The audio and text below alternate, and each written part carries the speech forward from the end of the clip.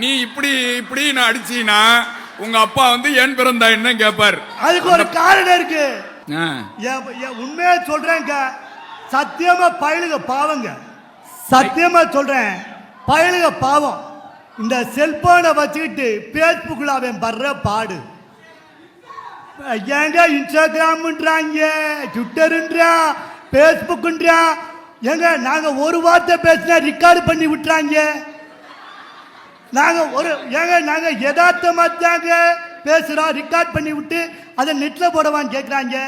அந்த பக்கத்து நான் உண்மையை சொல்றேங்க, யாரு போட்டாவ ப்ரொஃபைல்ல வச்சிருக்காங்க, யாரு கூட பேசுறோம், எவன் 40 லட்சத்தை நம்ம முங்கா போடுவான்னு தெரியாம இருக்கமே.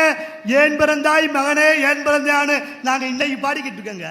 அதுல அங்கேருமா நர்மதா, நீ எல்லாம் நியாயமா மனச்சாட்சியோட பேசுமா.